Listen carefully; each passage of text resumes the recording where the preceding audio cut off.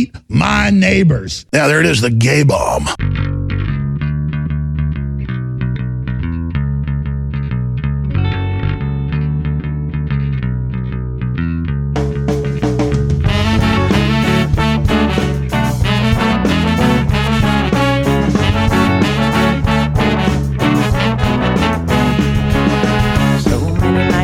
In this world, accessible of kindness and ethical blindness. So please excuse my sarcastic tone. I'm a bit underwhelmed by the sample shown.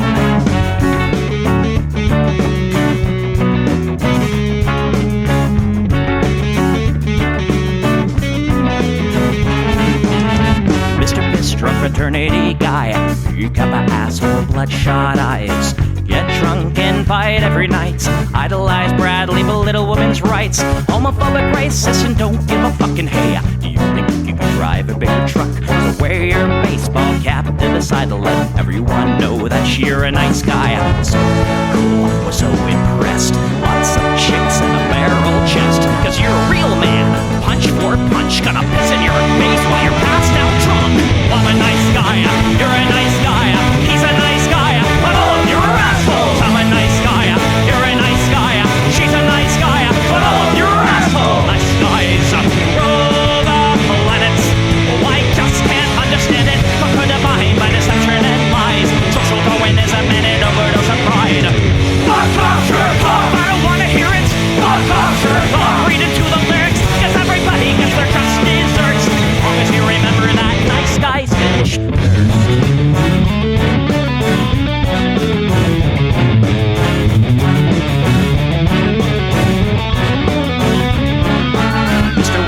You're next on the list. Such a nice guy who speaks through his fists. Prick with a penchant for messing with heads. A broken nose for dinner and breakfast in bed. Alcoholic, paranoid, and suicidal too. But you'll probably kill her before she gets away from you. Screws in a blue blood and cry. All your friends say that you're a nice guy. Have a drink, this one's on me. Look, you're doing fine, losing to your disease. Comatose, I'll pack your bags. Bury you like a tree and gag. I'm a nice guy, you're a nice guy. We're all nice guys, but all of you are assholes. He's a nice guy, she's a nice guy. Hey, Tom Bone's a nice guy. All of you are assholes. Nice guys rule the planet. The podcast put a body by deception and lies. Social Darwinism and an overdose of pride. Fuck off, jerk off. I don't wanna hear it. Fuck off, jerk off. Read into the lyrics. So let the buggies will quench your thirst. As long as you remember that nice guys finish first.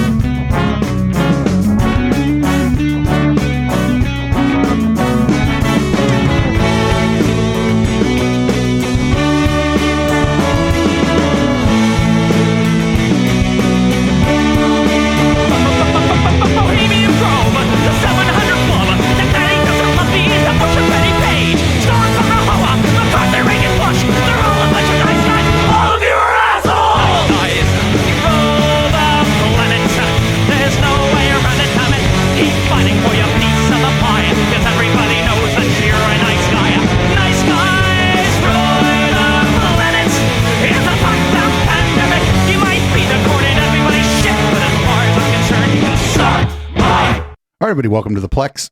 We do this show live every Sunday at 7 p.m. Pacific right here on Twitch. That's twitch.tv/EchoPlex Media. And of course, it goes out as a podcast. Any of your favorite podcatchers, and if there happens to be one the show isn't on, just shoot me an email and I will endeavor to fix that. You can support this project many ways. Twitch viewers, you can always do subs, gift subs, and bits. And of course, there's our merch shop at eplex.store. And for those of y'all who are boring and just want to do Patreon, we do patreon.com/EchoPlex. And this week I'm here to remind you that everything is in fact just fine. Everything's fine, and everything's fine, and it's great. Thanks. Everything's fine, and everything's fine, and it's great. Thanks. Everything's fine, and everything's fine, and it's great. Thanks. Everything's fine, and everything's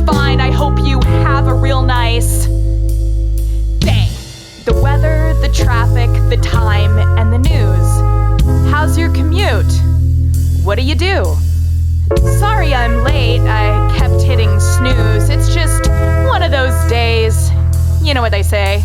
It is what it is. Ignorance is bliss.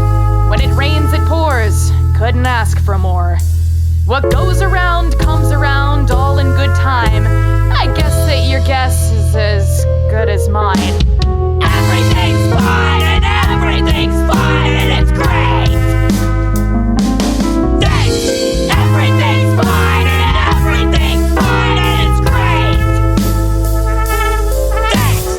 Everything's fine and everything's fine and it's great. Thanks. Everything's fine and everything's fine. I hope you have a real nice day. Everything's fine and everything's fine and it's great. Thanks. Everything's fine and everything's fine and it's great. Thanks. Everything's fine and everything's fine and it's great. Thanks. Everything's fine and everything's fine. I hope you have a real nice day. So we're going to start off tonight with a warning. Warning, the New World Order has already started. I watched a little of this video from 4 days ago before I put it on the docket, and I decided, instead of putting it in red light, maybe we'll lead off with this for today. This guy's version of the New World Order, though, is just one of them. It's different. It's like times are changing. So if you're going to use that metric, then yeah, I guess every week is a New World Order. But he's some kind of fundamentalist Christian guy, and they are he says and they are secretly doing it on purpose. I wonder who he means by they. Maybe we'll find out. Anyway, everybody, prepare for the New World Order. Are we truly seeing a New World Order? I actually think we are. And the sad thing is we've tried to push against it, but slowly, surely, a little bit at a time, it's becoming a New World Order. If not a New World Order, it's becoming a new American order, where we once were a nation that at least understood morals and values. As a Christian conservative, that was important to me. But even if you're not a Christian, you should not want... I wonder when he thinks the time was that we understood morals and values. It would say a lot about like his other opinions, I think, right? You should not want high inflation, high debts. You should not want so much overregulation to be on you and your family.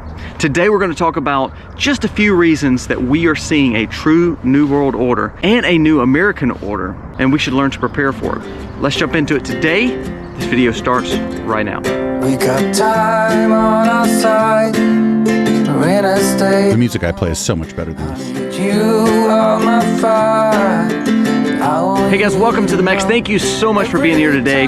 If you're new to the channel, go down here, press subscribe, ring the bell, give us a thumbs up or a thumbs down. That's okay, but let us know what you think about this video. Our goal is to always share information that hopefully can help you and your family navigate through a crazy time in our timeline in America.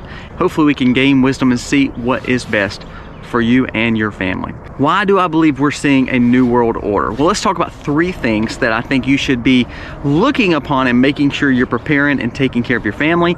These are just three things that we've kind of compiled. It's not for sure all of them, but this is the ones that we're going to focus on today. Number one is the war on our family. We have taken the value of family away from the American way. Everything such as commercials, such as sitcoms, such as every movie that you've watched has either a stupid dad, a debilitating dad, or a dad that does not care. A mom who is overly stressed, usually on some kind of medicine, and kids who do not respect their mother. This is like very old kind of like manosphere shit. They were talking about this shit like on like Sargon's channel and whatnot, like a long time ago. That's just what's being taught to us even on our TV. But let's dive deeper. In California just this week, the legislature has passed not one but 4 bills to remove children from their homes, from their parents, placed in government systems if they do not abide with what the kids who are under 18 who are in the home abide to what they believe they are when it comes to their philosophy or whatever they're been indoctrinated with in school. So we're seeing their philosophy, he's talking about trans people. It's not really a philosophy, but go off, weirdo. And taking those kids away from those parents to put them in some kind of government system or government home or some other means to give them everything they want and to make them be able to do whatever they want to do. Actually, they generally would try to place the kids with another family member if possible. Our kids cannot buy certain things till they're 18 or 21. They can't vote. They can't drive till they're 16. However, we can allow them to make very definitive, permanent decisions to their body and to their lives. And you as a parent have no say. Most of the stuff, this is not permanent. This is happening more and more. So the war on the family is going to keep on happening because we have no morals and values anymore in our country. And we're seeing a movement away from the family. We have no morals or values. This guy's like, this is really good. I'm kind of glad we started with this. This guy, it's not that we don't have morals and values. It's that fucking times change and people think about the world differently in different times as they get new information or as they've had new experiences or as culture changes.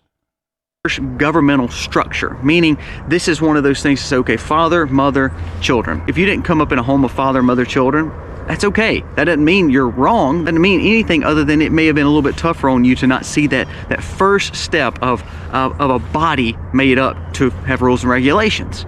And then if we respect that, then our kids tend to respect the rest of the rules and regulations and make sure they understand the basis of morals and values. If we start breaking that down, then we're seeing a new generation. We talk about also all this pharmaceuticals and all the propaganda and types that these kids have been taken in and indoctrinated to where kids don't care to have families anymore. They don't care to have children anymore. There's a new study. Well, kids shouldn't be having families or children yet. I mean, he means like the younger generations, though, right?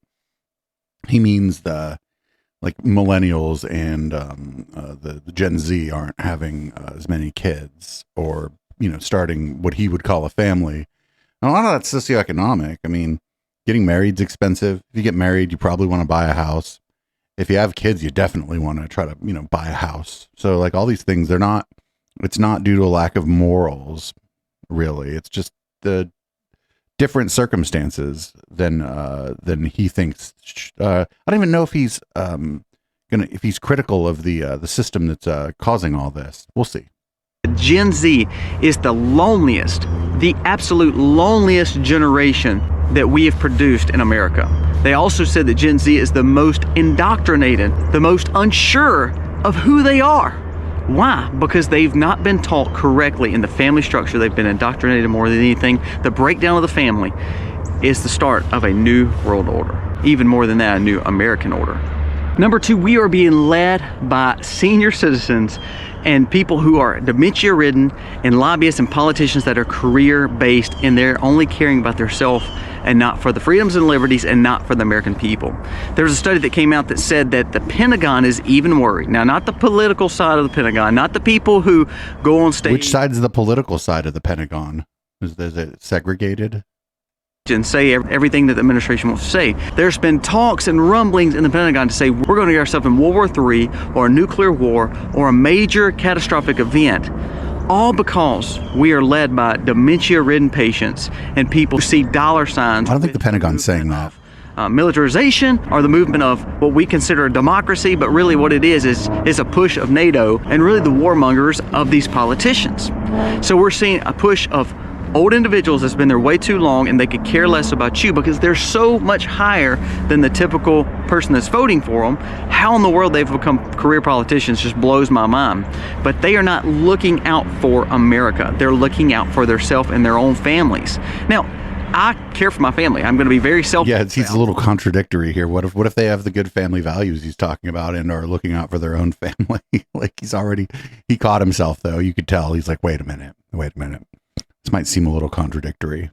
My family to have the best. However, I cannot do it to the detriment of someone else. So we have freedoms, we have liberties, we believe in capitalism. So our goal is to work hard, provide for our family, and make sure they have best situation they could have. Does that mean it always works out? No. But it's a goal and a strive that we want to do. So I have no problem with someone saying we want to take care of our family. But it cannot be at the detriment of others, or it can't be to the fact that we're stepping upon others to get there. And that's exactly what our politicians are doing. Some stuff's a zero-sum game, though. Sometimes taking care of yourself and your people means that you're necessarily making it harder for someone else. holding out for this debt ceiling thing. I think they should hold out. I think we should shut the government down. Problem is, they're just looking out probably for themselves more than they're actually looking out for the American people, because they will bend over just like they always do, lose their backbone, and have no courage to say, you know what, I'm willing to stand up for the situation that I believe in, the principles of America.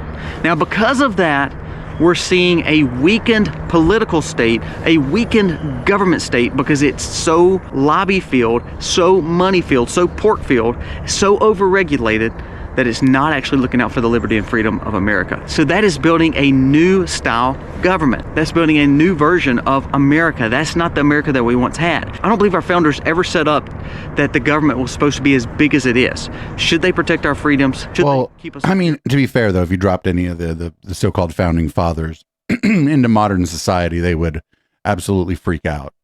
But then after Ben Franklin got done freaking out, he would be looking for sex workers, I think. Absolutely. We're not protecting our freedoms and security because our cities are blowing up, burning down, and crime is running rampant, and our borders are not secure. Okay, cities are not burning down. Crime is still at a historical low. Has this guy ever heard of the late 80s? So the government is working on all this stuff that's going to fatten their pocket and build a more socialist government, all the while not doing the main two things: protecting freedom, securing our borders. Before we get to number 3, there's a great quote by Abraham Lincoln. It says, "You cannot help men permanently by doing for them what they could do for themselves." Kind of goes back to the government thing. If we allow our government to step in and do everything for us, then we are making a crutch, a subsidy that's going to be drug-induced, crime-ridden, lazy generation that's going to have no aspirations, no dedication, no goals, nothing, because the government's going to give them everything they want. They're going to be including the drugs. Garbage. They're going to be spoon-fed propaganda, and they're going to become a new socialist nation. Like I said, if we have a breakdown of the family, government's filling all those roles, we are building a new America that I don't think no one wants. Number 3, this is one that's hitting pretty close, and I think the more we limit, the more you hear the word limit or add extra tax, the more it's going to cause more people not to be able to invest in it or buy. We're going to see a banning, most likely, of these things. But we have seen California and a lot of other states put in higher taxes on munitions and self-defense tools. We've seen the fact that video editing is his passion. Access to certain style self-defense tools. If we keep seeing that happen, you're taking a major freedom away from the American people. To see a new America, they're going to have to take more rights away from the First Amendment and Second Amendment. Well, First Amendment, we're seeing more censorship. We're seeing the fact that it's not absolute, meaning they can decide. Yeah, your freedom of speech is not absolute. When they talk about this, I always just bring up conspiracy laws, right? Like, if your freedom of speech was absolute, it would be totally cool for you to just go hire a hitman. Freedoms go, and then the hitman would be the only guilty party, not you. So yeah, have the freedoms to own self-defense tools. They're not saying you may not can own them. What they're going to do is try to limit the access, or they're going to make it so hard where you may not can get it, or they're going to make it so expensive that most people can't buy. You see how that works? It's not the fact that they're saying we're going to ban it, we're going to cancel the Second Amendment, we're going to cancel the First Amendment. They're not doing that. What they're doing is they're limiting, censoring, and adding more steps for both. More regulation means it's going to be harder for that First Amendment and Second Amendment to actually work. Now, I challenge you. A few things you should be doing. You should be purchasing, stockpiling as much as you can of those things in number 3. You should be building your home as much as you can. If you're working like crazy and you can't devote a lot of time to your children, you need to find time to devote to your children. If you can't date your wife, you need to find a way to date your wife or date your husband. If you have a struggling marriage... Wait, what? To date your wife or date your husband? Does he just mean like go out? Work on your marriage. Money and all these issues that we're dealing with stress is going to cause a harder time. If your schools are teaching propaganda and indoctrination, get your kids out of there. If you can't get them out of there, you better learn to be the best PTA that you can be and go to these school board meetings and start making changes. You have to start looking at things different. We have to look at a true reset and not the kind of reset that they're pushing for. We don't need a new world order or a new American order. We need to go back to where we were when things were working. When was that? Like, just give me a year. It's amazing. 60, 80, 100 years ago, it seemed like 60, 80, 100 years ago, damn. This guy wants to go back further than I thought. Well, 60 is about where I thought he wanted to go. Thought he wanted to go maybe to the 50s. Values were better. Our homes were better. Our money was better. Even Our homes were better. What does he mean our homes were better? 100 years ago, a little over 100 years ago, an earthquake just knocked down all of San Francisco. Even though we didn't have technology, even though we didn't have tons of money, it seemed like we were in a better situation in America. But you weren't here, so how would you know? Oh, this guy like is talking about a romanticized version of a past that doesn't exist. Going crazy. The movement of all the things that we're doing across the world that we shouldn't be doing. This globalist push, all that is an agenda that's causing more chaos to the American people. If you want an America that's free and gives you all the opportunity that it can, we've got to start with building our homes back up. We've got to start with our families. We've got to make our families see the value of what a family is. That helps build structure, but also morals and values. But like your behavior and the behavior of the other people in your family is what's going to make people value their family. It's not like just telling people that family is important. You people who think family is important probably have a supportive or mostly supportive family, or believe that that's an important thing. It's not just that they think that it's a tradition that we need to uphold. That's like a shitty reason to do anything. Have to have new leadership, and we have to have politicians that are not politicians, meaning you have to have people who make plans, make goals, have aspirations to do their job, but ultimately come back home to their families too. That Washington doesn't become a career. When people say they want to be there forever, that means they're worried about themselves and not about the rest of the people that they're trying to quote unquote represent. We have to have our liberties. First Amendment, Second Amendment are huge. They were set up for a reason to help us all. I wonder what this guy thinks about the Establishment Clause of the First Amendment. Keep the liberties and freedoms that we had. They were set up to protect us. They were set up to secure our rights, to not come to, like every other country, would end up falling right back into some kind of socialist, communist, or some kind of totalitarianism style leadership. Totalitarianism. I can't even repeat what he just didn't say. We have to keep those rights. So we have to work through that. We don't need a new world order. We need revival. We need a turn back to where we once were. Guys, I challenge you, start looking at ways that you can do better. One at a time, start doing better. We start building better families, we start building better communities, we start building better counties, better cities, and then better states, and then we build better states, we build a better nation. It happens on the ground level, doing grassroots movements, and start looking at politicians saying, you actually work for me. I'm not doing what you tell us. Oh, remember during when everybody was like freaking out about masks and shit, and they went to like government offices or whatever, and were like, you work for me. And it's, when you work for the public, that doesn't mean that each individual member of the public is your boss. And that's sort of a thing that we haven't talked about much lately, just because we haven't been watching those, those videos aren't really, either those things aren't happening anymore, or they're not like going viral. But if somebody works at the DMV, they're not my fucking employee, right? They work for the public, and I hope they do a good job there so that people can get their fucking driver's license and shit. But like, this guy's like, oh, you work for me. That's the worst thing to go. If you're trying to convince somebody that has some power in the government of anything, the worst way to start is to tell them that they work for you specifically, because they're not going to listen to you. Do anymore until you start building better leadership. If you don't start leading us like you're supposed to, being the servant leader that you're supposed to, we're going to find some way it can. You need to stick to that, and you need to make sure that you're not listening to what politicians want you to hear. You need to start looking at actually their actions and what they're doing. Guys, thank you so much for watching. If you like this video, let us know below. I didn't, comment, but we're definitely going to be subscribing to his channel. This guy's channel has 250,000 subscribers, and he is verified by YouTube. So that's interesting. We'll be keeping an eye on this guy going forward. This idea of a new world order, the reason it's stuck around for so long, I was kind of looking it up, and the earliest I could find it was actually pre-World War I. That people were talking about a new world order, and that doesn't mean that's the earliest out there, right? That just means that's the earliest that I could find it. But they've been talking about this for a very long time, and the reason I think it's so durable is because it doesn't really have to fucking mean anything, right? Like it can be molded. It can, like this guy.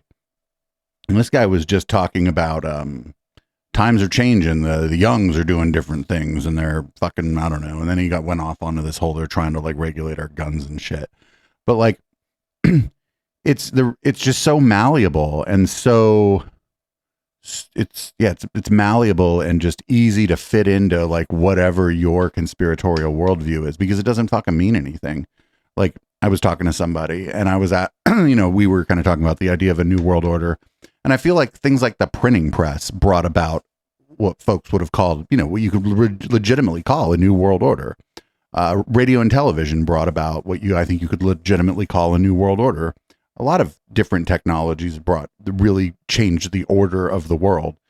But it's obvious.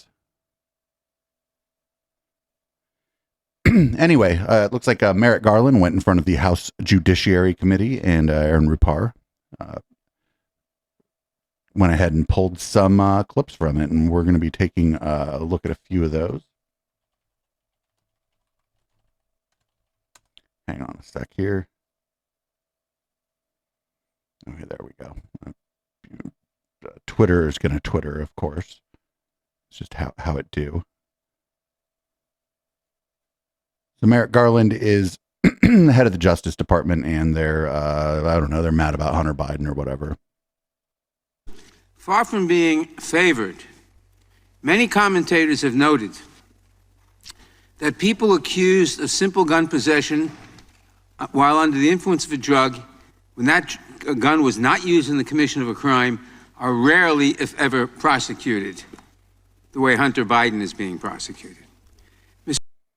Yeah, that's that's what his gun thing. One of the things he was charged with was having a firearm while under the influence. And like, if this country started enforcing that law, there'd be a lot of motherfuckers in jail, because like, just a lot of people have a firearm when they're drinking.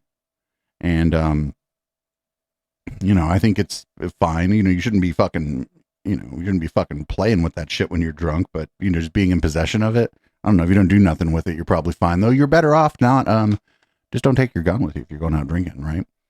Here is, this is going to be Representative Bishop is going to be asking Merrick Garland a couple questions here. Again, the determination of where to bring cases and which kinds of cases to bring was left to Mr. Weiss. Yes, sir. I understand that you've said that. That's part of the problem. The question is, are you aware that statutes of limitations have been allowed to expire while the matter was under investigation? The investigators were fully familiar with all the relevant law. I'm not asking for the excuses. I'm asking whether you're aware of that fact, sir. I'm going to say again. I'm going to say again and again if necessary. I did not interfere with, did not investigate, did not make determinations. Those are statements in response to other questions. Everybody in the country now knows, who's paying attention to this, that the Justice Department permitted statutes of limitations to expire. Every lawyer who's ever practiced understands the implications of allowing statutes of limitations to expire. Do you not even know, as you sit here, whether that occurred or not? Prosecutors make appropriate determinations on their own. In this case, I left it to Mr. Weiss whether to bring charges or not. That would include whether to let statute of limitations expire or not, whether there was sufficient evidence to bring a case that was subject to the statute of limitations or not, whether there were better cases to bring or not. This is going to be nonstop, right? We're just going to have hearing after hearing after hearing after hearing about this. And he's like, you allowed this. I just thought it was kind of funny saying you allowed the statute of limitations to expire. How dare the Justice Department allow time to pass? Here we go. We got Gymnasium Jordan now talking to Attorney General Garland here. What I'm wondering is why you guys let the statute of limitations lapse for those tax years that dealt with Burisma income. There's one more fact that's important, and that is that this investigation was being conducted by Mr. Weiss, an appointee of President Trump. You will, at the appropriate time, have the opportunity to ask Mr. Weiss that question, and he will no doubt address it in the public report that will be transmitted to the Congress. Yeah, he's like, listen, I did not, I mean, I don't know if he's lying or not. I don't know how much oversight he has, how much, like how like hands-on he is, or how hands-on his job in general tends to be, but he's like, hey, this is somebody else's. This was their investigation. Now, if he's lying, but I don't know why you would lie about that. I mean, this is someone else's investigation. We got more of Gymnasium Jordan here, and then we're going to move on. There's a lot of this. You can find it in our docket if you want to watch more clips from this. But let me ask one last question real quick here. Who decided that David Weiss would stay on as U.S. Attorney? Look, this occurred before I came. Mr. Weiss had been kept on. I promised the... no, I didn't say, you can walk all through that. I said, who decided? The White House decided. Mr. Weiss? Right? They serve at the pleasure of the president, right?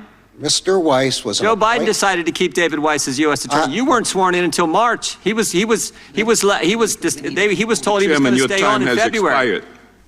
Pretty fundamental question. Who decided David Weiss was going to stay as U.S. Attorney in Delaware? Mr. Weiss, your time has expired. Mr. Chairman, your time has expired. I'm waiting for an answer, and I'll yield. Well, you asked the question after your time had expired already. Point of order. Gentleman can respond, then I'll go to Ms. Jackson-Lee. Mr. Weiss was the special U.S. Attorney from the District of Delaware when I came on. He had been appointed by President Trump. I promised that he would be permitted to stay on for this investigation, and that is what happened. Yeah, this guy was appointed by someone else. They didn't. The thing is, like, the president doesn't usually come in and just get rid of all the U.S. attorneys, right? It's one of the people might call it maybe the deep state, right? It's because the U.S. attorneys tend to keep their jobs. This Weiss guy kept his job, came on, kept his job, didn't get fired by the president, and didn't get fired, which is generally what happens. The U.S. attorneys generally tend to stay there. They don't usually. It's usually not really thought of as, like, even though they're a political appointee, they're not really thought of as a political job. And this is just kind of weird.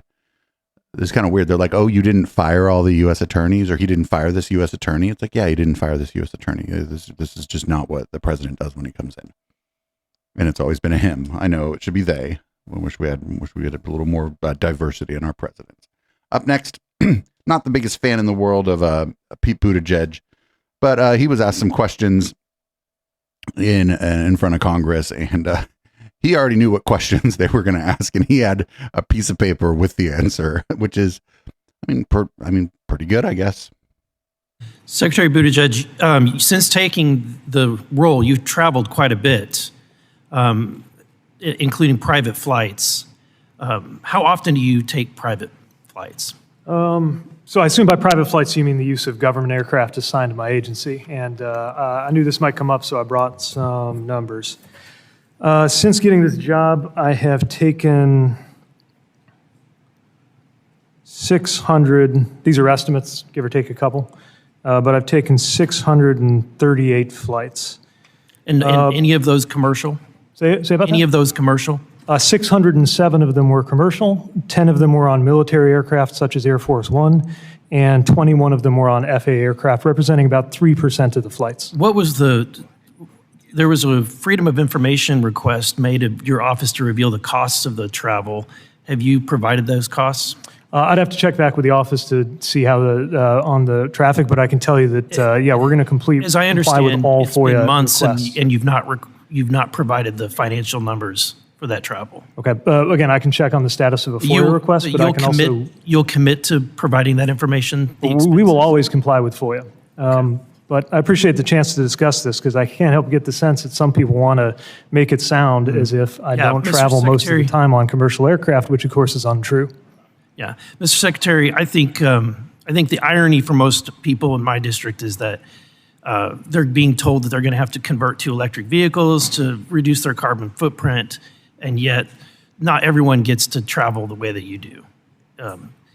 Once again, the way I usually travel is in economy class aboard an airliner like everybody else. When we do it differently, it's often because it will save taxpayer money. I want to get on. I'm so glad you asked this because I'm kind of excited to share some of the Secretary details. He's like, and I could see, like, okay, saving taxpayer money is probably a weird way to talk about it, right? But if someone is already headed somewhere on one of these government, like, I don't know, the planes that are owned by the government, they own, I don't know what entity would own them. But if somebody's already traveling where he's going, why wouldn't he just hitch a ride? Like, I mean, it sounds like a weird thing to say about a fucking plane, but what if he just hitches a ride? He's like, oh, you're headed to California? Oh, that's great. Okay, I'll ride out with you. Maybe they get some work done together there. Who fucking knows? Not a big fan of Mayo Pete, but he did a pretty good job there. And he was kind of laughing at the guy, which was really great. I love it when any of these people get laughed at, because they hate being laughed at. Up next, this is someone from CNN. This is CNN fact checker Danielle Dale is going to fact check some of Trump's Meet the Press interview, which the host of Meet the Press didn't do any of during the interview. Our Daniel Dell joins me now. Daniel Dell. I saw a woman on screen, so I thought it was Danielle, but it's Daniel. Daniel Dell, the fact checker. My bad. Going nonstop since this interview aired. Trump struck me. He could not stop talking about his quote unquote perfect call with Georgia Secretary of State Brad Raffensperger. He did. He spoke about the call, and Raffensperger, as you know, has been sharply critical of Trump's conduct on that call. He wrote in his 2021 book that he felt Trump was threatening him, trying to manipulate him, that Trump didn't understand elections, didn't have his facts straight. But Trump claimed in this Meet the Press interview, he said Raffensperger last week said, I didn't do anything wrong. Raffensperger, Trump claimed, said that was a negotiation. Now, I looked far and wide for this supposed Raffensperger quote where he said Trump didn't do anything wrong. Pam, it does not exist. Raffensperger simply did not say that. Trump made it up. And Raffensperger was not the only old foe, if you can call him that Trump kept talking about. He kept falsely blaming then House Speaker Nancy Pelosi for the January 6th riot or insurrection. He claimed again that Nancy Pelosi said she turned down 10,000 soldiers. If she didn't turn down the soldiers, you wouldn't have had January 6th. And he said she was in charge of Capitol security. Well, as I've explained over and over again, Nancy Pelosi, the House Speaker, is not in charge of Capitol security. That's the responsibility of the Capitol Police Board. Second of all, Trump is the commander-in-chief of the D.C. National Guard. It is him, not the House Speaker, that can deploy it if he had wanted to. And according to his testimony from his then acting Secretary of Defense, Christopher Miller, he never actually issued any such order. And it's interesting, too, he said that we have the letter from the mayor saying Pelosi turned it down. Well, if he really had that, wouldn't you think that would have been released by now? He would have been holding it up. Exactly. And Trump also sought to portray Democrats as radicals on the issue of abortion. I mean, he said this over and over again. Let's listen. You have New York State and other places that pass legislation where you're allowed to kill the baby after birth. What's the truth? This is just made up. There is no killing the baby after birth law anywhere in the country. That is infanticide, illegal in all 50 states. New York in 2019 passed a 24-week abortion limit with exceptions for the life and health of the mother and the viability of the fetus. Infanticide is simply not legal in New York. And that wasn't the only wildly inaccurate thing he said. He also made one that was kind of darkly funny. He was asked by Meet the Press moderator Kristen Welker about comments he had made about drug cartels. And she said, you said that if you're president again, you will instruct the Department of Defense to use special forces to inflict maximum damage on the cartels. He said, no, I didn't say that. People say I said that. I didn't say it. Well, listen to what he said in a January campaign video that is still on his website today. I will order the Department of Defense to make appropriate use of special forces, cyber warfare, and other overt and covert actions to inflict maximum damage on cartel leadership, infrastructure, and operations. A few more words there, but he basically said exactly what Kristen Welker said he said, and he claimed he didn't. I would, in a situation like that, I'd bet on Kristen Welker. This is kind of useless, right? Because it's like, oh, the guy went on TV and lied. Oh, you don't say. Let's talk about bacon. But some of it's funny. Apparently, that is Trump's inflation gauge. Yes. So in this interview, Trump, for the second time in the last 2 weeks, claimed that the price of bacon has gone up by 5 times, that it is quintupled under Joe Biden. Well, we have very good stats in this country on the price of bacon. It has increased about 12% under Joe Biden, going from about $5.83 per pound to about $6.50 per pound. Now, Trump could just say that. This is another case where Donald Trump he has a stat that could work to his purposes if he had just cited it accurately. Instead, it seems like he can't help himself. He has to extremely exaggerate it, claiming it's a 400% increase instead of, again, the 11.5 increase we actually had. That was probably one of your easier fact checks. It was. I would imagine. All right, Daniel Dell, thank you for your time tonight. And that's That's like if you shop at like a major retailer too. There's like I don't know if they have them where you're at, but there's like things called grocery outlets here, and the price on bacon is low. It's probably like 60% of that number they quoted there. It's it's the expire date's coming up soon. You got to use it or freeze it right away. But you can find stuff for cheap still. Anyway, here's Chris Christie, who's not going to win the nomination ever for president in the Republican Party, going on to the Neil Cavuto show to talk about the Trump's classified documents case. We've heard concerning the classified documents that Donald Trump had in his possession, and an assistant who told ABC News that Donald Trump would write to-do lists on some of these classified documents. Your thoughts? Look, this just shows the level of disrespect he was showing for the documents that were created. I mean, that's a nice bathroom. American men and women in both the military and in our intelligence community putting their lives on the line to get that information so the president can be fully briefed. But to me, Neil, I've read that report, and the worst part of the report is not, believe it or not. I mean, that's pretty respectful, right? He has the documents up on a stage. In my mind, the to-do lists on the back of classified documents. The worst is when he called that assistant when she was going to go before the grand jury and said, "You don't know anything about my boxes of documents." I mean, that is active witness tampering. That's active obstruction of justice. I mean, so if she's telling the truth, then we have more evidence that will be presented at the time of trial, and this case will be tried. And this is the guy that we want to make our nominee. This is the person we think can beat Joe Biden. He's going to be spending most of March, all of March, and most of April in a federal courthouse in Washington, D.C. This all may be true, but that doesn't mean Chris Christie has a chance. First of all, I don't think there's a possibility of Trump dropping out. But if Trump drops out, the presumptive frontrunner is very clearly Ron DeSantis. Though he's not polling very well now, he's the closest to Trump of all of them. And that's sort of what I think the majority of the Republican Party, or at least they're the people who are going to vote in the primary, what they want. I could be wrong. I'm not a fucking Republican strategist, obviously. But it seems that it would be Ron DeSantis. The other one, funny enough, might be Vivek Ramaswamy. Oh yeah, I see in chat that he's polling low. That Ron DeSantis is polling lower than them. But if Trump were to drop out, a lot of those people would go to Ron DeSantis. I think the majority of those people would go to Ron DeSantis. But I'm no fucking fortune teller here. Anyway, up next, even Peter Navarro thinks Trump is in a lot of trouble here. But the question is, do you think Trump can beat this case in Washington against Jack Smith? No, I don't. And here's the second issue, the jury. I mean, you asked me about voir dire. He looks better with that lady with a sign behind him. And I have great respect for the jury. They took their time out. They did their civic duty. Fine. Good. But 50 people went through voir dire there. There wasn't a single Trump supporter in the whole bunch. And there were many people who expressed concern or animus towards Donald Trump, yet they still could be seated.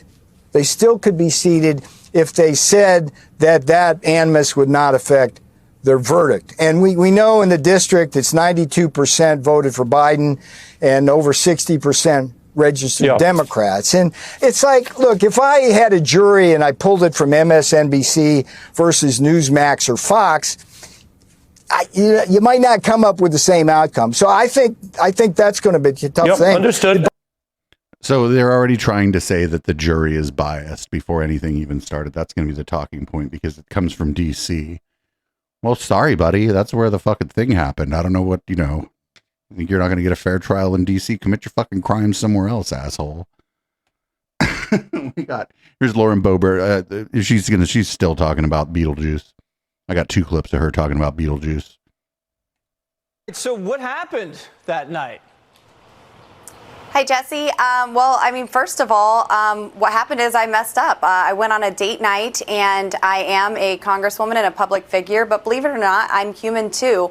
Obviously everyone is very interested in my personal life and me going through a very difficult divorce. And as a mother of 4 boys and a grandmother to a beautiful grandson, that's my first job before anything else in my priority. It's certainly been taxing on me and my family, but it's to have this experience broadcast before the whole world, something that was in the dark, is certainly heartbreaking to watch. She's like, I thought it would be fine. It was in the dark. That's a new one. And I have apologized to my constituents, will continue to do so. All of those in Colorado who may have felt let down, I hear you, and all I could do is promise to do better, and I certainly will. The best apology, I believe, is changed behavior, and I know that I will live and lead with strength and grace through humility moving forward. What happened? Who amongst us hasn't just decided to fucking vape in a theater, even after the person sitting behind us politely asked us to please stop vaping in the theater, and then with a bunch of kids around for the fucking Beetlejuice movie, just grab their date's wang? Who among us is not? Who among us is not? Here's more. Here's this is a little more candid. This is she's out and about, and we know what the real problem is that she was on a date with a Democrat. It's always hard whenever there's gravity put on the voters. I'm here to provide levity and lift burdens off of people. So anytime that they're carrying mine, it's something that kind of feel deep inside. But ultimately, all future date nights have been canceled, and I learned to check party affiliations before you go on a date. But all in all, she's like, check their party affiliation before you grab their wang. It was mostly a lovely time, and I've taken responsibility for my actions. Would love to know how the musical ended, and I encourage people to go and see it. But it was a great time back in the district, seeing voters. And so how are the voters taking it? How are the voters taking it right now? Are they understanding at this moment? Yeah, there's a lot of folks who are certainly understanding, and they understand that it was a part of my personal life, my private time, something that I rarely indulge in. And And when you say affiliation, as far as knowing not to date the opposite side, well, TMZ, I'm pretty sure you told the world I went on a date with a Democrat. So when it comes like that, when those times when it No, he's a wonderful man, and it was a great time to go out and have dinner, enjoy part of a show, and now it's back to work. We're here in DC, and focusing on taking care of my that date life, is that over with him because of some people say because he had a drag bar or his nothing to do with anything anybody reported, but honestly, he's a private citizen, and we peacefully parted at this time. Great man, great friend, and I wish him all the best. Okay, so what's that? We've peacefully parted. What does that mean? We're not going out again because it was a disaster. Yeah, that's about right. So this, I don't know if people remember, she only won her last election by like 500 fucking votes. She in trouble. Same guy's running against her. And he ran kind of a weak campaign, sort of. Not that he wasn't a good candidate, but he thought he was nowhere near gonna win, and it looks like he's in it to win it this time. And I wouldn't be surprised if he just squeaks that shit out and she's running around like Carrie Lake fucking for the next couple years after that, talking about voter fraud. Here is a local news reporter out of Colorado talking about the Lauren Boebert incident, and my understanding is that this is a pretty good clip. Republican Congresswoman Lauren Boebert's recent performance of sorts that got her thrown out of the theater in Denver was a lot of things, but it wasn't a surprise. I haven't seen a single person say why I am shocked that Lauren Boebert was rude, disruptive, and belligerent. This is, after all, the Congresswoman who suggested that a Muslim colleague was a suicide bomber. I haven't seen anyone surprised that Boebert did not tell the truth about what happened. Because, days before, we just fact-checked her latest false claim about migrants. I haven't seen anyone say that it was out of character for the Congresswoman to appear to berate theater staff members who are just trying to do their jobs. Really, the only surprise in all of this is that Boebert, once she got caught, apologized and said that she didn't live up to her values. What? I mean, when Boebert didn't know that the cameras were watching, she was exactly who she is when she does know people are watching. Boebert reportedly asked the theater staff, "Don't you know who I am?" Yes, we do. Yep, we know exactly who she is, and she probably gonna, I don't know, it's gonna be close. This next election gonna be close. And I kind of like the guy running against her. His Twitter's pretty good. Here we got Gavin Newsom, who everybody seems to think is going to be taking Joe Biden's place in the general election. But here he is talking to CNN about the 2024 election and Joe Biden, and it doesn't seem to me like he thinks that he is the going to be the nominee or be running for president in 2024. New CBS News poll shows only 1/3 of American voters think that Joe Biden will stay in office through a second term. I know you're downplaying concerns about his age, but do you believe that voters don't have any reason to be concerned that he would be 86 years old by the end of his second term? Voters have every right to be concerned, but I remember Bobby Kennedy said it best, that what the world needs are the qualities of youth, not a time of life, but a state of mind, a quality of imagination. I mean this, I couldn't imagine 3 years ago that this president could accomplish so much in such a short period of time. I mean that. If this political season is all about a celebrity, with all due respect, we had a celebrity for 4 years. It didn't go well. And so I want a seasoned pro that knows how to get things done. I'm a little old-fashioned. I want a guy who produces results. And the results are in. It's been a masterclass. There's simply no administration in my lifetime that's been more effective producing more substantive results. You and Vice President.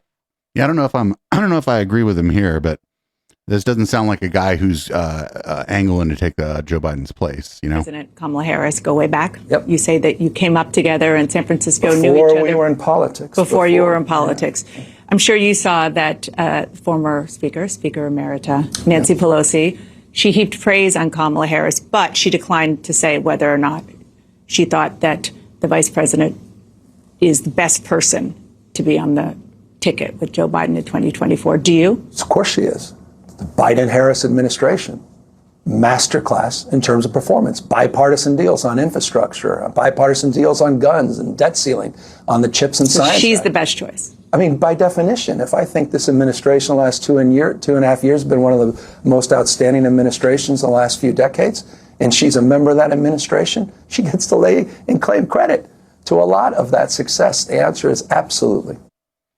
But also the question of like, is this the best person? Well, we don't even know who the best person for any job is. So it's kind of a dumb question. All right, such unequivocal support. Let's just be real. We don't hear that even from a lot of Democrats.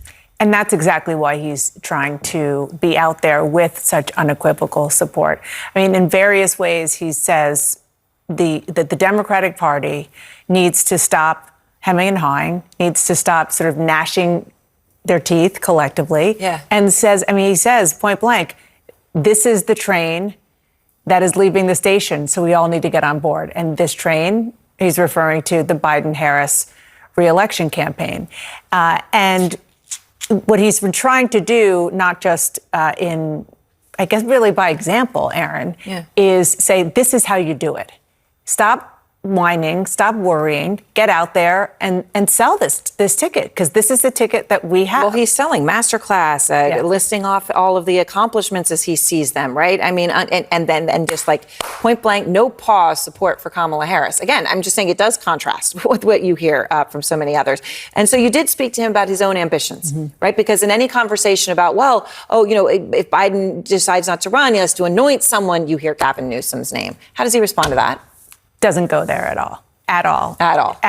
I am not interested in 2024, even if Joe Biden, for some reason, doesn't run. He insists he's not interested. Basically, Kamala Harris is next, but he doesn't really even acknowledge the option, the notion of Joe Biden not running right now. I did ask him about whether or not he ever considered running for president ever in the future. He demurred. We can talk more about that conversation when you see it later. He's just saying, just not right now. All right, Dana, thank you very much. Yeah, he's clearly running in 2028. I mean, there's there's no question in my mind that Gavin Newsom will be running in the Democratic primary in 2028, not running in 2024. And he said that if Biden for some reason doesn't run, that he's not going to run in 2024. I kind of believe him. I think he's really probably getting ready for 2028, and he still has to go about the business of being the governor of California. Here's Nikki Haley. These people just keep making Joe Biden ads for him. This is her talking about Joe Biden and labor and unions, how he's like the most pro-union president. And it's like, well, that's like one of the things he wants to kind of drive home. So I guess thanks for making a Biden ad on the Neil Cavuto show. Well, I think that's it tells you that when you have the most pro-union president and he touts that he is emboldening the unions, this is what you get. And I'll tell you who pays for it is the taxpayers. Here, from what I understand, the union is asking for a 40% raise. The companies have come back with a 20% raise. I think any of the taxpayers would love to have a 20% raise and think that's great. But, the problem is we're all going to suffer from this. This is going to cause things to go up. And, this is going to last a while. But, when you have a president that's constantly saying, go union, this is what you get. The unions get emboldened and then they start asking for things that, that companies have a tough time doing. Oh, that's great. Yeah, she's like, oh, the taxpayers are going to have to pay for it. It's like, do you pay your taxes to fucking GM? I mean, what do you talk about here? It's not. I mean, it's just not true. Maybe the price of a car will go up if their fucking wages go up, but it's just sort of how the cookie crumbles, I guess. Up next, we got Sean Hannity, talking about the climate crisis, which he's going to probably refer to as climate hysteria or some other such thing. Now, of course, imaginary crises require imaginary solutions. So now your President Joe Biden is spending billions of dollars on windmills, solar plants. But by the way, states are now begging for more money because they can't build them at the money they thought they'd build them at, all while imposing costly regulation on cars, your lawnmowers, your stoves, your ovens, even your HVAC units, declaring war on the gas and oil industry, relying on countries that frankly hate our guts for the lifeblood of the world's economy, not just... We're exporting more oil than we ever have. This guy's just incorrect. Oil, energy, gas. We have unilaterally now disarmed our economy and our leadership role in the world. None of this will put a dent in the perceived, quote, climate crisis. But here's where it gets truly bizarre. During his speech at the UN earlier today, he vowed to partner with China to save the earth from carbon. Take a look. Stand ready to work together with China on issues where progress hinges on our common efforts. Nowhere is that more critical than accelerating the climate crisis, than the accelerating climate crisis. Oh, then maybe we should call them a developing nation as per the Paris Climate Accords. China, they took no responsibility for the millions that died of COVID. They blamed us for their spy balloon that they flew over sensitive military and nuclear sites. Oh no, the balloon's back. The balloon week was such a fun week. They did that for over a week. Joe didn't lift a finger. They're pretending that the Uyghur genocide isn't really happening. It's happening. Don't expect China to take responsibility for being the world's #1 polluter. If you ever seen the pretty disgusting skies over Beijing, you would kind of know that climate change is pretty low on their list of priorities and concerns, somewhere below mass-producing cheap plastic products for profit and invading or threatening to invade. Cheap plastic products? You mean like everything in your fucking studio? Like the cameras, the computers, the video switchers, everything. Some of that shit's expensive, friendo. Ally Taiwan. Now, so by the way, so do the woke climate alarmists in charge of the Biden White House. Do they realize any of this at this time, or are we just witnessing a dumb, mumbling, bumbling, expensive global exercise in just virtue signaling? Now, today, even Zelensky was lecturing the world on the so-called climate crisis at the UN. Okay, Ukraine is right now facing a real existential crisis, but it doesn't have a thing to do with the weather. Right. But Sean, now let me let you in on a big secret. People can think about more than one thing at a time. Even in a crisis, people can think about other things besides like an acute crisis. Sean, I'm sure he's fully aware that his country is being invaded and bombed and shit. But that doesn't mean that he can't also be interested in the climate. War is actually really bad for the environment, it turns out. Did you know that? And of course, we all want clean air and water. Under Donald Trump, here are the facts. The U.S. reduced carbon emissions by more than any other country on earth, but not with regulations and windmills. Instead, clean, natural, burning gas and new technologies. They're credited. So it's bad to reduce emissions unless our side does it. With the reduction in pollution in our country. We led the way. But the climate cult, they don't seem to care. They need a doomsday scenario to achieve their radical goals. For them, this isn't ultimately about a cleaner planet.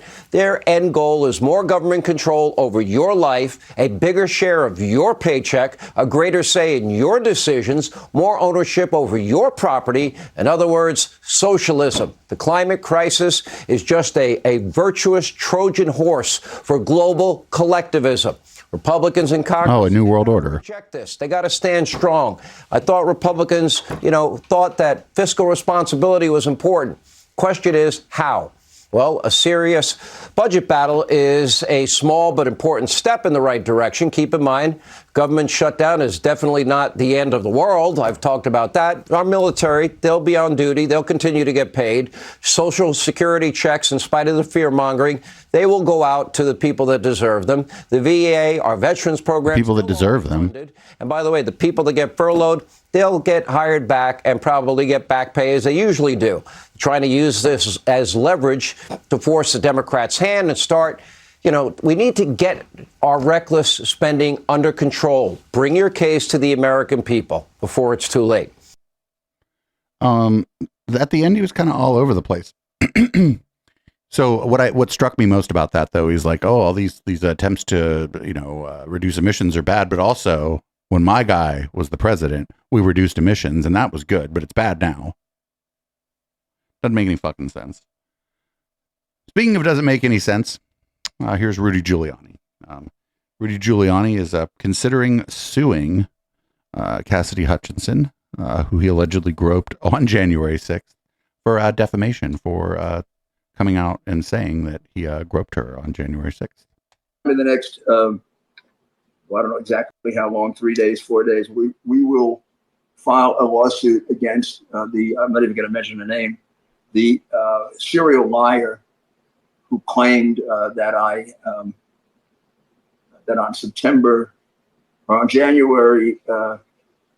on January 6th. Why would you buy a $500 microphone and then just use the mic on your fucking phone?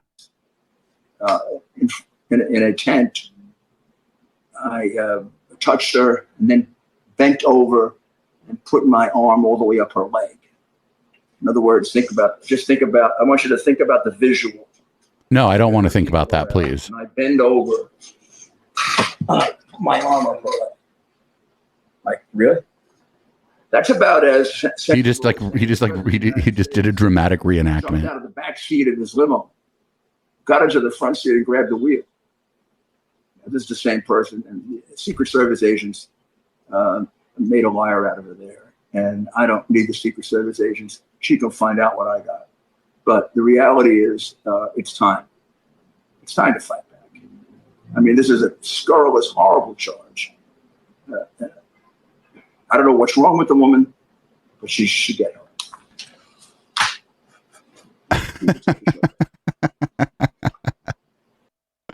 Oh, this guy, come on. You can't. If Rudy Giuliani didn't exist, somebody would have had to make him up or something. We got up next, we got Owen Jones talking about Rupert Murdoch's retirement, and this is a pretty good clip. Not bad. How do you think Rupert Murdoch's going to be remembered? Well, Rupert Murdoch is the most poisonous individual of my lifetime.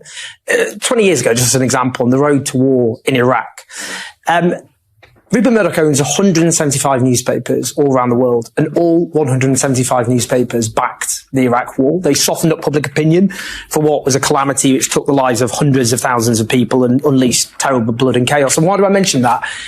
Because it shows that the idea that we have this free press with all these newspaper outlets and media outlets around full of rigorous journalism, coincidentally, all backed this catastrophic war. Many other examples, though, in the 1980s, when the bodies of hundreds of thousands of gay men were being ravaged by AIDS all over the world, his newspapers whipped up the most vile bigotry against gay men.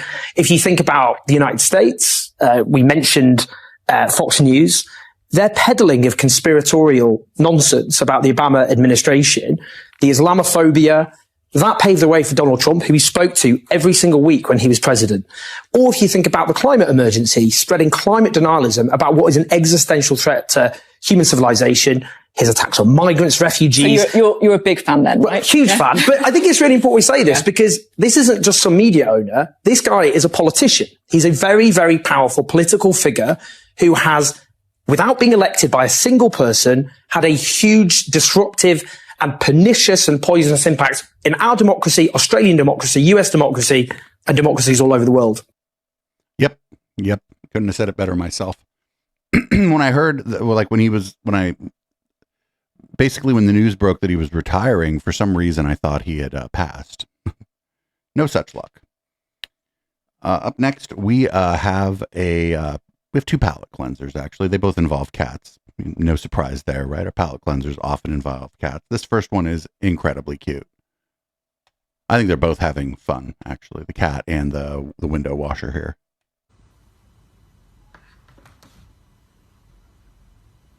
So for people on the podcast, you'll just have to watch.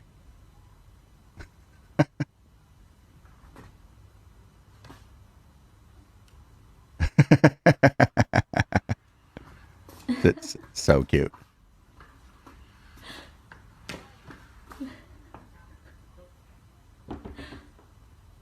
Oh, there's another window. Oh, how cool.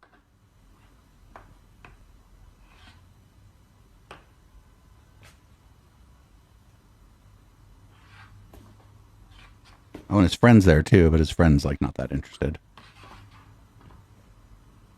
So that was incredibly cute. You'll have to check that out if you're listening on the pod. You can either grab the docket or you can maybe watch our show on YouTube or whatever. But that was very cute. It was, no, I wouldn't even say cat versus window washer. I would say that was definitely cat collaborates with window washer. Up next, we have another one. This one's this one's considerably. It's kind of cute, but it's also a little troubling. A little troubling. I first saw this. I was like, no, kitty, don't do it. Watch this dumb cat. No, kitty. No, kitty. No. Kitty, no. Yeah, kitty, no. Why? Like, you'd think after the first, I don't know, maybe it doesn't hurt. Maybe the fan is made of something that it doesn't hurt. But I was like, no, don't do that, kitty. Don't do that. So up next we have it says, well, it just says this is amazing. So I'm not sure what we have. Oh, this is very funny. This is about gay marriage and this is about gay marriage. Check this out. Now this gay marriage. They telling me I gotta get gay married? Okay, Bobby, no one's telling you gotta get gay married. Too late! I done married my buddy Zeke. Howdy. Hi. How's fishing? Not even a nibble. You see what these sicko liberals are making us do? And see, before gay marriage was legalized, I could have married any lady I wanted. It cuts it now, and I'm stuck here married to Bobby. Yep. We decided to go ahead and get it done before the government made us do it. See, you still got the gun. We got rid of all the guns, though. That's the next thing the government's going to come after. Ain't that right, Zeke? Apparently the man doesn't think it's safe to have guns in the house when you got a little kid running around. You guys have a kid? My dads are awesome. They're always holding hands and kissing because that's what the government wants them to do.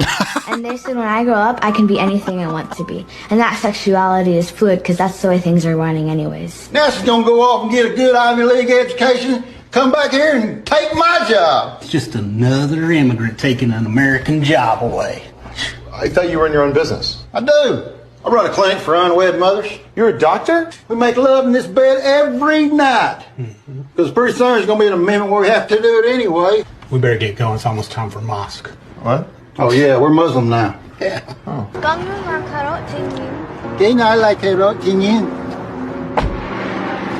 Wouldn't have to speak Vietnamese. They just make English the national language. Fucking great. That is incredibly funny. Up next, we have Guyana's president was interviewed by the British press. And, well, they asked a stupid question, and the Guyana's president had a pretty brilliant response. One of the points you're going to be making today is about our royal family. And you feel that it's not just about the finances involved here in terms of reparations for slavery, it's about the gestures. And you think that the British royal family should make a big gesture, don't you? What do you mean? Hand over a palace to your country? Well, no, we don't want the British to hand over a palace that we built. You know, if you go into many of the palaces in Britain, you will see the lovely green heartwood from Guyana. You will see the sweat, tears, and blood of the slaves who were exploited. So what do you want? And the revenue that was earned from their exploitation. So we're not asking for a palace. We're asking for justice. Oh, fucking yeah! He's like, we helped build that thing actually. So I mean, we don't really need it. It's fantastic. Up next, we got this comes from this is the AVK. This is Vaxxers Anti on Twitter, and this is, I described this as could have been a Fire by Night skit because it could have been a Fire by Night skit. This is about the rapture. I don't know what I'm going to do with myself now. Nothing. That's the idea. Come back and Jill will take us for a spin. Yeah. Okay, honey, come on. Let's finish the video for the kids. Back to the bowl. Oh my God. Goodness.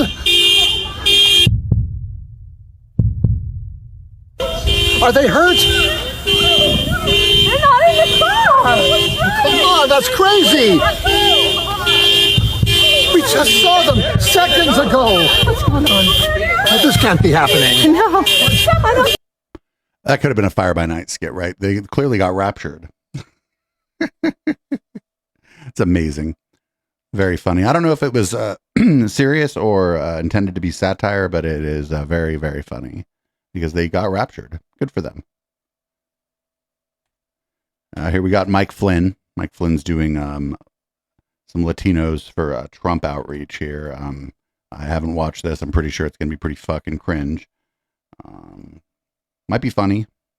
We'll have to see. Number one, ASAP. Trumpito. Say that again. Latino Trumpito. Latino Trumpito. I love it. I love it. What is it, brother? Yes, sir. Appreciate it. So what is it? What's it about? Coming together as unity, bringing the black, white, brown people together. Yeah, it doesn't make any difference. I don't care if you're purple with pink polka dots. Exactly. This is about this country. We've got to bring everybody together. Music is going to be part of that. It's going to drive us together. So this Latino Trumpito. I love this is cringe. I love it. It's not that funny. Mega 24. Go Trump. This is not that funny. I was hoping it would be funnier, but it wasn't. But Michael Flynn is not very funny. Or at least if he is funny, sometimes he's funny like in ways that he doesn't understand. Up next, we got one that I'm just calling They Were Doing What? This is from a school board meeting, obviously. This is going to be somebody making some wild claims about what's going on in the schools. In response to the study session that went on last week, I am dumbfounded why that was behind closed doors. I don't understand why that was how it was done. I know I can't really get an answer at the moment from you guys, but I don't know why that wouldn't be something you would want the parents to hear, the community to hear, the staff to hear, like what your thoughts are on these candidates and who's going to be a board member. I just think it looks bad. It looks like, again, not transparent, again, secretive, like telling secrets in a corner. I think it's weird. I don't know why that wouldn't be discussed in front of everybody, because we're all in the same team here. And I've supposedly heard that's never been done before by another board. So if that's the case, it's not customary. But and then the other thing that I just wanted to talk about, which apparently there was a 5th grade assignment about bugs, food of the future, and Americans need to open their minds to eating bugs because other countries do it and we need to learn to do it. I don't want my kids eating bugs. If somebody else wants to eat bugs, that's great. They can eat bugs. But I don't think that's what we should be teaching kids at school, that they need to learn how to accept eating bugs. We have food. But what if the food, there's already some stuff from bugs in some of your food? America, I don't think if somebody wants to do that at their home, that's their choice at their home. But I think that's weird to teach kids that. I don't want my kids eating bugs. My kids don't want to eat bugs. But just in case you guys disagree, I brought you guys snacks. So anybody that wants crickets, worms, or roaches, I have them. Because if we're teaching kids that this is the thing to do, then we should probably lead by example. We should be eating bugs. If anybody doesn't want the bugs, I have a bearded dragon that loves bugs. But anybody that wants snacks, I brought snacks today. So let me know. Using Thank you. Using insects in food isn't like just randomly picking up an insect and just eating it. Or cricket flour is used in a lot of stuff, and I hear it's actually pretty good. I'd be down to try some cricket flour food. I'll try anything. Fuck it. It's just food. It's gone after you eat it, right? So here, this is from, this is going to be weird. This is from GB News, which is usually an outlet in Great Britain that we tend not to agree with. But this host here on GB News, this fella here, kind of gives it to his co-host about, she had called Russell Brand one of her heroes. And, well, just watch. It's a little bit long, but it's definitely worth the watch from what I'm hearing and what I read in the comments. We've got to talk about, because what Jonathan Ashworth is referring to was your tweet, Beverly Turner, at the weekend when you said about, what's his name? Russell Brand. You are being attacked. Establishment need you. Don't know what to do with the fact you have 6 million subscribers. 6.5. And generate autonomous, knowing and original content. You are welcome on my GB News show anytime. Actually, it's my show too. We are mainstream media, but we are not establishment come on this morning, media. we'd have had him, let's be honest. But we are not establishment media. There's a difference. Keep going. This proves you're winning. You're a hero with a love heart emoji. Yeah. Bev, that is shameful. It's not That is shameful. That is shameful. You have dismissed in one tweet a 4-year investigation by the Sunday Times, the Times and Channel 4 as contemptuously the mainstream media. A 16-year-old girl has complained of being groomed by this man. 2 women have said they were raped, and there are more and more cases coming tonight. And you say you're a hero. Don't you think before you say someone's a hero, hang on, don't you think before you say he's a hero, you should establish whether these very serious allegations are true? Well, before what's the answer to that? Before I tweeted that, I had spoken to several sources close to Brand, close to the Times. Had you spoken to those 4 women? I was confident that there is no smoking gun in this regard. Right.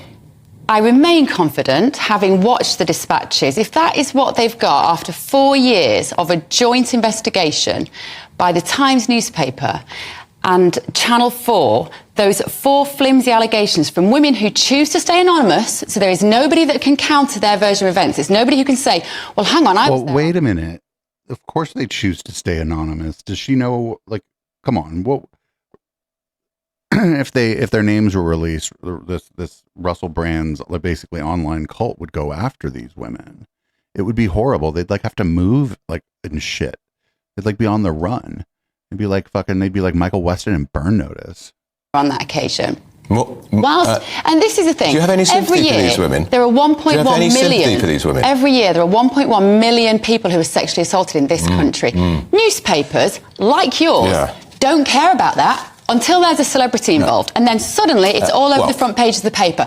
Of course, everybody has the right to not be sexually assaulted. Anybody who has been sexually assaulted, my heart goes out to them. This happens every single day in this country. There's not a scintilla of sympathy in this statement on Twitter for these 4 women who I would argue, none of them know each other. It's a very You know big thing why to he's go my public. hero? And you don't. say this Where's your proves. journalistic Keep curiosity? going. This proves Where's you're your winning. journalistic What, winning by allegedly raping and grooming 16-year-olds? You're a hero, Love Heart. Let I'm me shocked. tell you why he's winning. He's winning because he is a man who generates his own content under his own speed, under his own expense. Yeah, he is a threat to all of these newspapers. The ones that you write for when you can. I love newspapers. Right. Don't get me wrong. I love this industry. So that's more But what important I'm saying than is, these allegations why by now? these women. Why now? No, why now? It's taken 4 Why now? years. It's taken 4 years for this. And that's all they've got. Why didn't they come and go to the police? Why haven't they gone to the police Well, now? the allegations, they're increasing in their number, and I guarantee to you this is going to be a huge investigation, a huge story, and I'm astonished that you leapt to his defence You haven't before you watched can have any read of his content in the last 3 years. You have you no idea hadn't who he is watched the now. You dispatches. have no Had idea you what he watched the represents Had you watched to the the dispatches 6.5 show? million people Had who you watched the subscribe to his dispatches show when you YouTube channel? put that tweet out on Saturday morning? No, but that You doesn't hadn't. matter. No, it doesn't matter. There was nothing you hadn't they could tell even me seen the about dispatches sexual program claims from 10 when you to put out. 15 years. Yo, this is amazing. He is a hero. And You he hadn't even threatens seen the dispatches what you program. stand for. He Stephanie would not Tetchy, have what do you make gained of that? the As a woman, popularity as a woman knowing that if he how hadn't- difficult it is if in this all of country. the mainstream media hadn't been singing from Missing one the point completely. non-scientific No, hymn sheet and all you've done for is the attack last 3 these years, women. Shame on you. then he wouldn't have the hero Shame status on that you he for has. attacking these You've women. created that hero. Shame You've on you created that for hero attacking these women. Because all these people, all these newspapers that gave one side of the pandemic, he was It's, a lone it's now about voice. COVID again. Beverly Turner's other big hobby horse. She can't get through an hour without going on about COVID. This is not about COVID. This is about serious He's fucking had it. Like, I don't know who this guy is. This guy's probably a fucking ghoul too, right? This guy's absolutely had it with this person. It's about a public figure who has been accused by 4 women of two of rape, one of grooming a 16-year-old, and you're banging on about COVID. He talks about the You're thing obsessed. that matters. You're No, obsessed. I'm telling you You're obsessed. that the reason Stephanie. he is a hero to Right. millions of Yeah. people, millions who will Right. be watching Not to this these 4 channel, women. is because of his position Right. on politics Right. in the last 3 Right. years. He used to be a left-winger. He now gets written off as a right-winger. That's why people like Jonathan Ashford don't know what to say. Because when he was the left-wing darling, everybody loved him. Now that he's interviewing people like Tucker Carlson and interviewing Ron DeSantis, the press hate him. They've You're turned just against him not because of his talking position. about the issues, are you? He's like, this is not what. Yo, I fucking can't believe that crusty old Tory guy fucking had a pretty good point. He's like, you didn't even look at the material that came out about this guy before you decided to like defend him. You'd at least look at the material. You could say, I don't think this was reported well or whatever, but you'd have to look at it to see. You'd have to look at it to see if it looked like a hatchet job. You'd have to look at it to see. And also, she couldn't even fucking lie and say she watched it. Like, I don't know. The easy way out of that is to just lie and say that she watched it, right? She couldn't even do that. Like, why didn't she just lie? That's what I'd fucking do if I was a ghoul. I'd just fucking lie. Anyway, here's one Mr. Charles Kirk. He got a warm reception at a university in northern Arizona.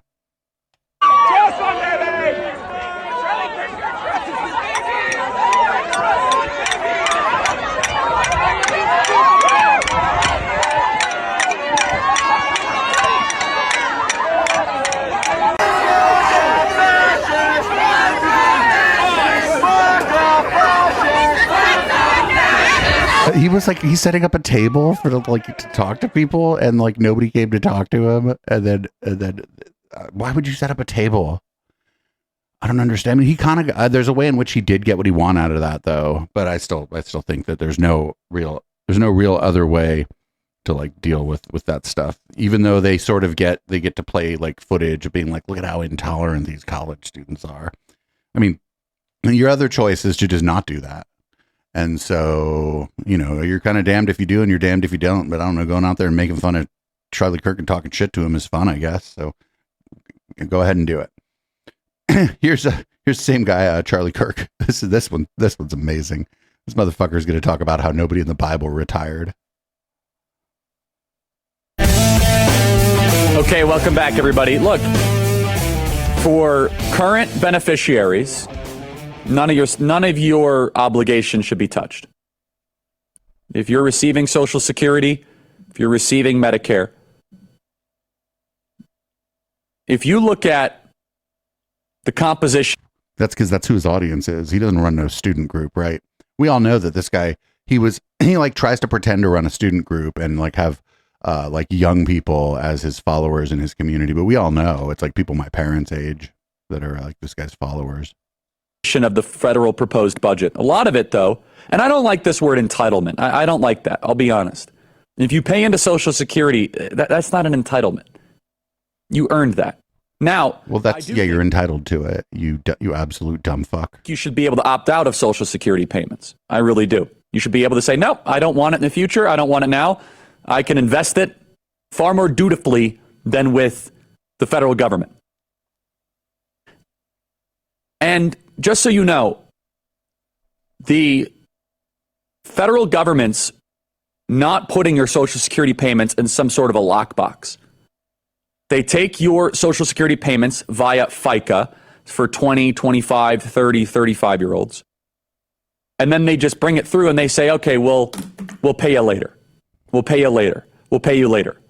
And so the proportion of retirees to people paying used to be something like 20 to 1, 30 to 1. Now it's like 2.5 to 1. So in the future, and I'm talking about my generation, I'm 29 years old. I'm willing to say, you know what? I'm willing to strike a deal so that people in their 20s are going to get next to nothing for future Social Security if it means we can balance the budget. Now, I totally understand if I were to say that about people in their 50s right now, there would be a revolt at our studio. Of all the issues that if I were to even touch, even allude to saying that a 1% adjustment of Social Security or Medicare, it would be a riot. I get it. In your studio? Because sounds like an unsafe place. On it, and a lot of people, live on it and they expect it. And look, you have to understand, you work many decades to pay into it and you're made a promise. And the government says, oh, not so fast. I will say there's a lot of lying around the Social Security or Medicare issue. A lot of lying, where it is used as a political football. Now, I will say that for future retirees, people under the age of 45, we should absolutely raise the retirement age. I'm going to say something very provocative. I'm not a fan of retirement. I don't think retirement is biblical. It's not biblical. Yeah, nobody in the Bible fucking retired. Always be doing something. Not to say that you can't slow down, but you should be helping people, part-time work. You should be helping with the grandkids, volunteering. I do not like the overemphasis on a retirement-based society. I don't. I think there is so much talent that is not being used. In fact, I talk to senior citizens. They say, God, my parents are retired and they fucking love it. After I officially retired, I went back and I was a part-time substitute teacher, counselor at the local church.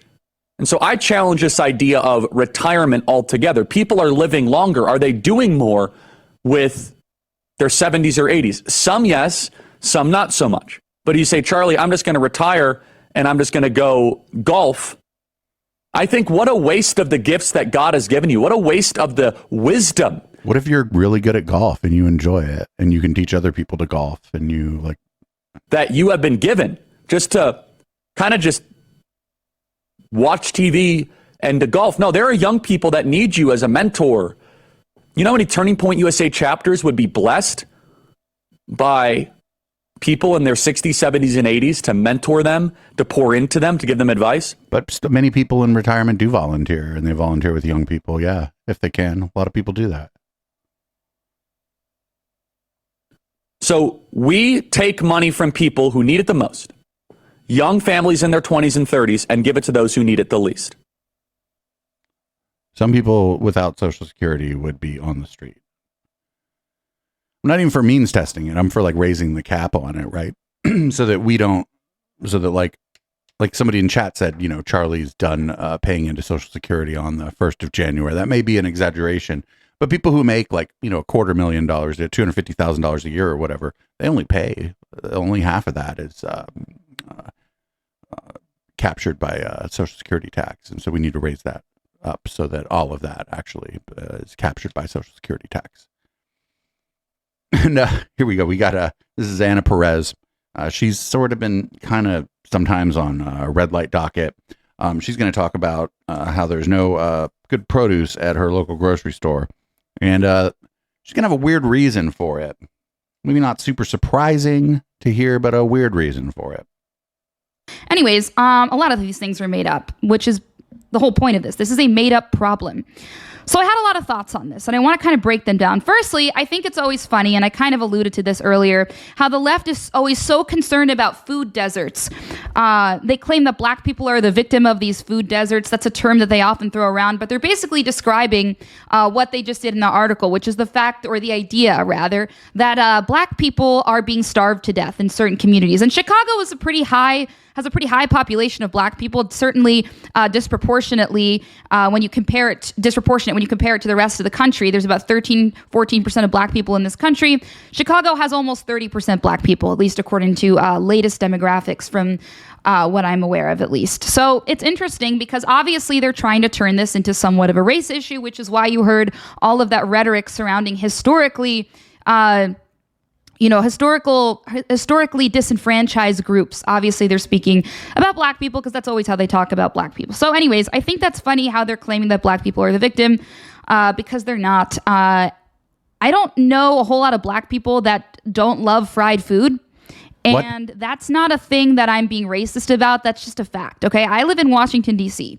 All right. And my nearest grocery store is not the best grocery store. And the reason why it's not is because I sort of live in a more gentrified area. Half of it is pretty black. The other half is sort of developing. It's attracting different people. Okay. Different ethnicities. Obviously, I'm Hispanic. So technically not like, white, although I'm a white Hispanic. Anyways, point is, when you go there, the produce absolutely sucks. And the reason why that is because they don't tend to get a whole lot of shipments of produce because people don't buy them, because the majority of people that they're catering to are black people. What the fuck? Why in the world would they waste money on produce, fruits and vegetables, if no one's going to buy it? I mean, I want to buy it, but I'm not black. So I'm not the customer that they're necessarily catering to. And I'm obviously speaking in generalities, but these are generalities that I think we can all notice and black people are very open about. This isn't like some secret. They'll tell you to their face that they love fried chicken. My dad was a sales rep growing up, and I went to work with him one time, and he used to call the nurse staff and ask them, hey, what do you want for lunch? Because he would get catering. And I remember I was in the car with him, and he was on the phone with this one nurse staff. I'm from Philly, or the outside of the Philly area, so he was on his territory was the Philly area when he would go on his little sales runs, and he calls the nurse staff, which was a pretty black hospital, and the nurse, he goes, what do you want? Like, I know this great place that's like Mediterranean, if you want me to get it there, but I'm happy to get whatever you ladies want.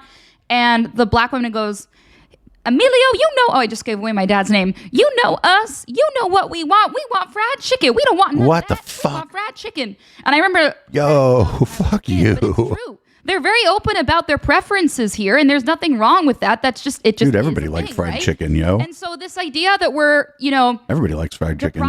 Depriving had fantastic fried chicken for dinner last black night. Community of healthy foods and fruits and vegetables is retarded because they don't want. Whoa, lady. Okay, and I actually think that that's kind of racist. That's a white savior complex mentality to push your preferences on a group of people that don't actually want that. Let them be. If they want to eat their fried chicken, fine, whatever.